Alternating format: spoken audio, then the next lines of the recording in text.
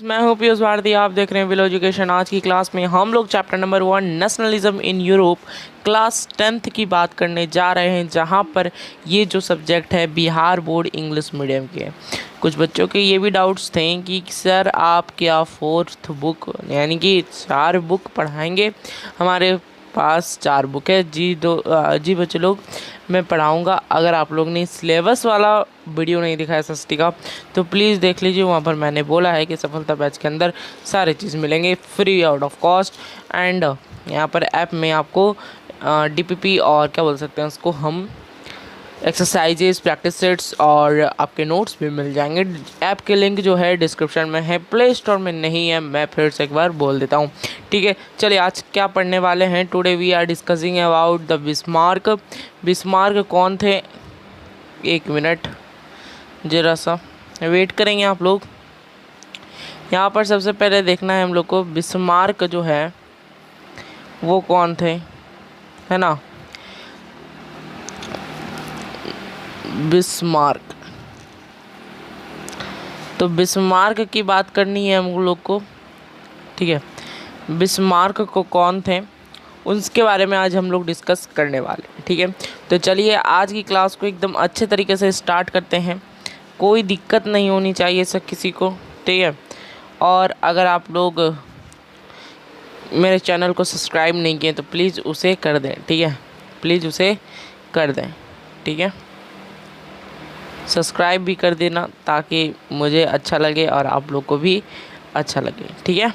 चलिए, I hope आपने कर दिया होगा, नीचे जाके तुरंत से तुरंत और ऐप को भी डाउनलोड कर लिया होगा, ठीक है। तो चलिए आज की क्लास को एकदम अच्छे तरीके से स्टार्ट करते हैं।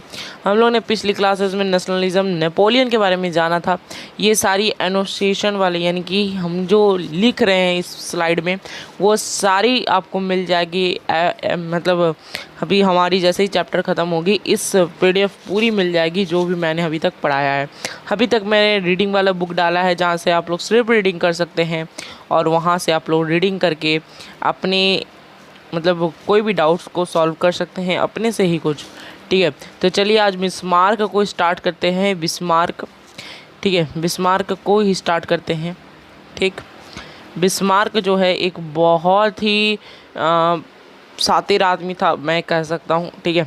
और चलिए इसके बारे में थोड़ा डिटेल में पढ़ेंगे, बहुत मज़ा आएगा। तो दोस्तों चलिए, Bismarck who was a representative of Prussia in German diet was from the very beginning influenced by Hegel's thoughts and had been giving regular introduction of his successful diplomacy in the German parliament. देखो, diet का मतलब simply होता है parliament. क्या होता है? Parliament. Parliament का मतलब होता है हमारा सभा, है ना। तो बिस्मार्क जो है वो जर्मन सभा से थे, हमारे वो जर्मनी से थे, ठीक है। वो हैगल के थॉट्स से इन्फ्लुएंस्ड यानी कि प्रभावित थे और उन्होंने रेगुलर इंट्रोडक्शन अपना कैसे दिया है? सक्सेसफुल डिप्लोमेसी, ठीक है। चले, he supported the absolute monarchy, fully engaged in the effort of the unification of Germany. वो जो है अब्सोल्यूट मोनार्की को ज़्यादा सपोर्ट करते थे यूनिफिकेशन ऑफ जर्मनी के लिए, okay. It was his diplomatic success that all we the liberal nationalist और the conservative nationalist throw him the supporter of their thoughts, okay. यहाँ तक बात आप लोग को क्लियर होनी चाहिए। क्या बात हो रही है कि वो जो थे डिप्लोमेटिक सक्सेस में थे, है ना। वो सारे चीज़ नेशनलिस्ट मतलब नेशनलिज्म कैसे होती है वो सारा कुछ जानते थे, सारा कुछ कैसे होता है सारा कुछ जानते थे, यानी कि राजनीति उन्हें बहुत अच्छी तरह से आती थी और वो सपोर्टर थे किसके? हेगल्स के थॉट्स के, ठीक है। चलिए आगे की चलते हैं, आगे हम लोग बात कर लेते हैं हमारी बिस्मार्क जी की। तो आप लोग इसको देख रहे हैं तो ये बिस्मार्क है हमारी। कौन है? बिस्मार्क है, ठीक है, बिस्मार्क है, ठीक है। तो आप लोग इसको देख सकते हैं बिस्मार्क को, ठीक है। तो बिस्मार्क जो है बहुत ही शातिर आदमी था, मैं बता दूं आप लोग को, ठीक है। चलिए हाईलाइट मतलब देखो बिस्मार्क, ये यहाँ कर देते हैं, या ऐसे नीचे लिखा होगा, कोई दिक्कत की बात नहीं है, ठीक है। नीचे लिखा होगा, हम इसको डिलीट ही कर देते हैं। चलिए,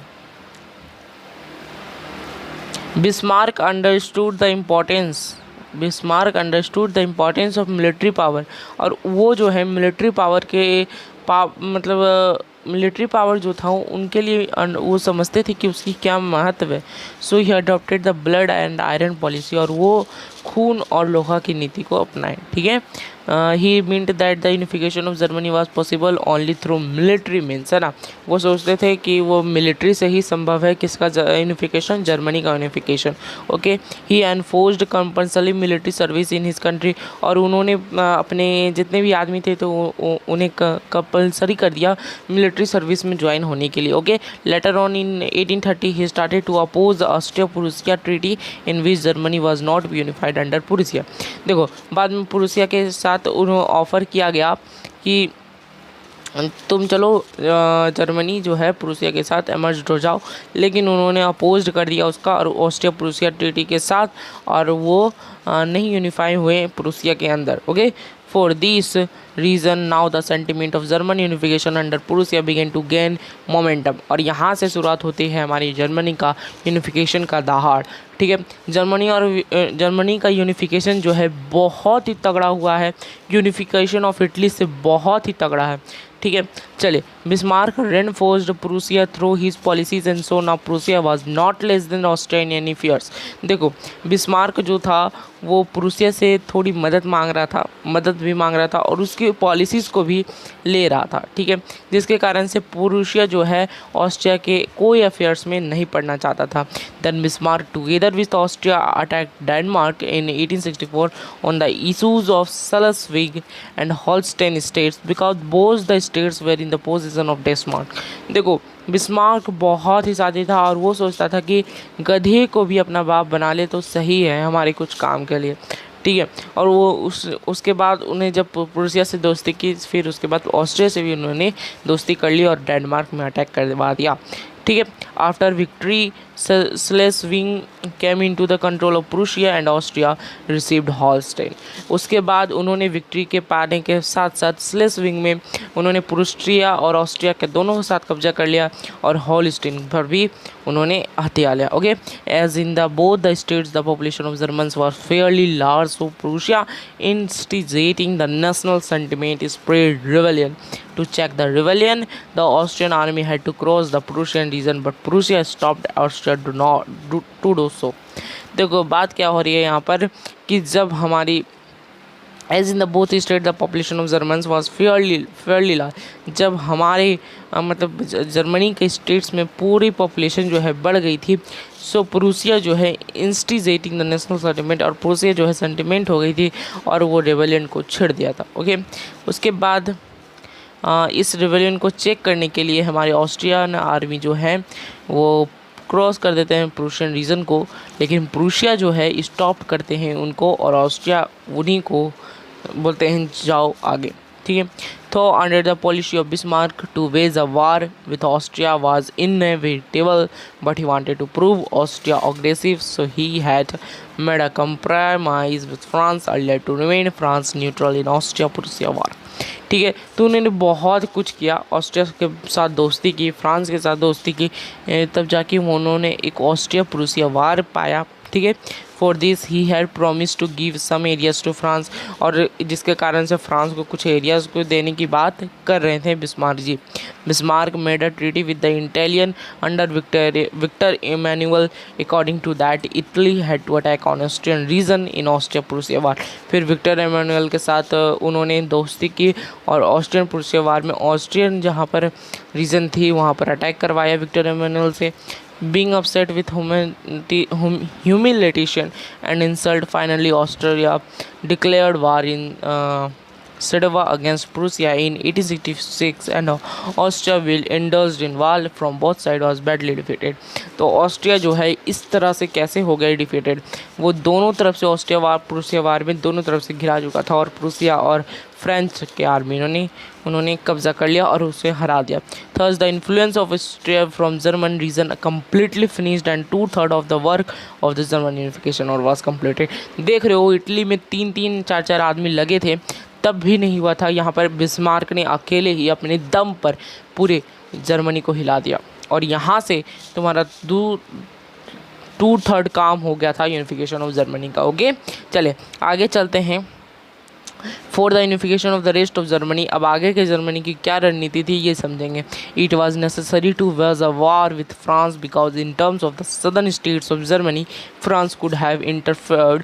इन the mean time the matter of throne emerged in Spain, upon which there was a natural claim of the Prince of Prussia, but France openly opposed the claim and got a immediate commitment from Prussia in this context। देखो आगे की रणनीति ने उन्होंने क्या क्या, सबसे पहले उन्होंने ये किया कि उन्होंने समझा कि फ्रांस के साथ एक वार करना ज़रूरी है क्योंकि सदर्न स्टेट्स ऑफ जर्मनी उन्हीं के हाथों में। ठीक है, France could have interfered. Okay, in the mean time the matter, देखो उसके बाद स्पेन में मैटर गया।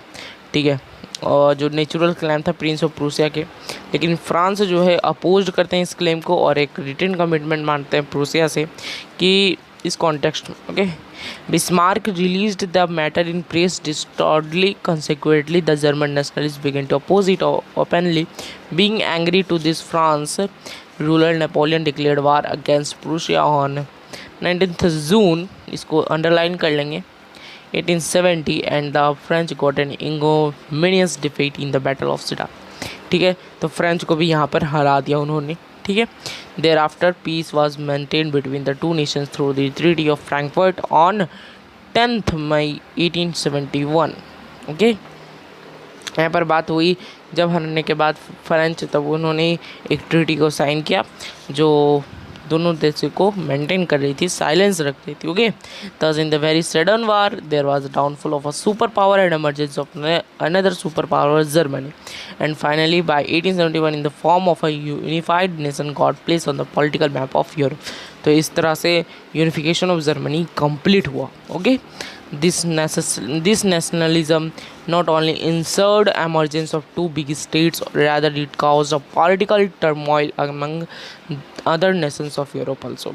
ये जो नेशनलिज्म था वो एक एमर्जेंस करता है टू बिग स्टेट्स का और political turmoil among the other nation of Europe, और यूरोप में एक भयंकर सा तूफान सा आ जाता है। Actually in its core was the sense of nationalism and the emergence of democratic thoughts, और यहाँ पर डेमोक्रेटिक थॉट से पूरी यूरोप भर जाती है। The freedom movement in Hungary, Bohemia and Greece was the outcome of this nationalism. उसके बाद यूरोप में जब जर्मनी की यूनिफिकेशन हुई तब हमारी हंगरी, बोहेमिया और ग्रीस में भी हलकम मच गया। The influence of this ended the story of downfall of Ottoman empire. यहाँ से हमारा ऑटोमन एम्पायर का डाउनफॉल हो जाता है। The spread of nationalism in Balkan region organize the Slavs and gave birth to Serbia.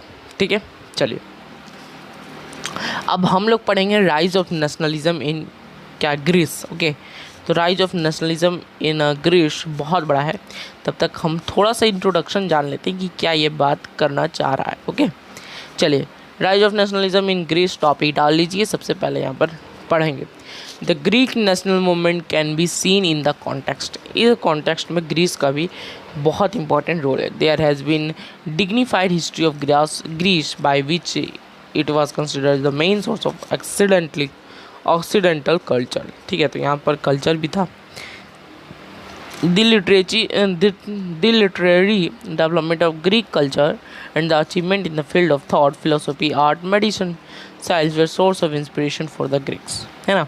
तो यहाँ पर लिटरेरी डेवलपमेंट जो है हमारे ग्रीक कल्चर की वो कैसे हो गई, फिलोसफी या आर्ट्स, मेडिकल, साइंस, ये सबसे एक इंस्पिरेशन लेके। ठीक है, taking inspiration from it in the age of renaissance in the occidental countries started their progress, और वो अपना डेवलपमेंट बढ़ाती गई इस सब में। But in spite that the Greece in the control of Turkish empire, और इसके अंतर्गत टर्किश एम्पायर का ग्रीस जो था कंट्रोल में था। ठीक है, the wave of nationalistic spirit was awakened from the influence of the French Revolution। The wave of nationalistic spirit awoke among the Greeks because their identification on the basis of religion, caste was same। ठीक है, तो यहाँ से धीरे धीरे Greece की जो मुलाकात हुई फ्रेंच के, से, तब वो उन्होंने समझा कि नेशनलिज्म को क्या होता है और वहाँ से अपना नेशनलिज्म को बढ़ावा दिया। ठीक है, द क्रिश्चियन वर्ल्ड, यहाँ पर क्या लिखा हुआ है पढ़ लेते हैं।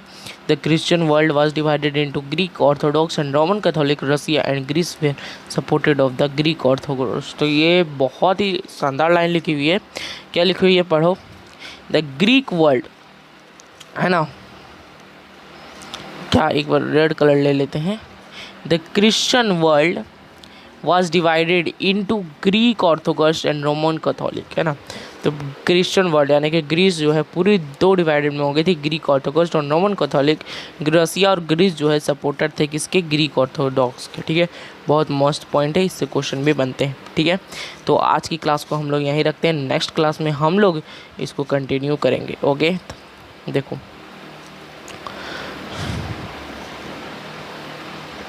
ठीक है, तो देखो नेक्स्ट क्लास में हम लोग क्या पढ़ेंगे। नेक्स्ट क्लास में हम लोग इसको करेंगे कंप्लीट, राइज ऑफ नेशनलिज्म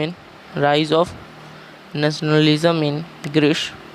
देखो ग्रीस जो है वो छोटा सा टॉपिक है, हम लोग इसके बाद वाली जो लेक्चर होगी वो लास्ट लेक्चर होगी। ठीक है, इस चैप्टर की, जहाँ पर हम लोग थ्योरी का लास्ट लेक्चर और एक्सरसाइज जो होगी इसकी वो भी हम लोग कर लेंगे इसके बाद वाला लेक्चर से। ठीक है, एक्सरसाइज जो है बहुत इंपॉर्टेंट है, तो उस क्लास को मत छोड़ना। इसमें बुक्स से 100 क्वेश्चन लड़ जाते हैं। जितने क्वेश्चंस हम देंगे उतने क्वेश्चन आपके बिहार बोर्ड के एग्ज़ाम में लड़ जाएंगे। ठीक है, तब तक मुझे देखते रहिए, यानी कि मेरे चैनल को सब्सक्राइब कर लीजिए और ऐप को डाउनलोड कर लीजिए ताकि आपको नोट्स मिल जाए। Bye bye, take care.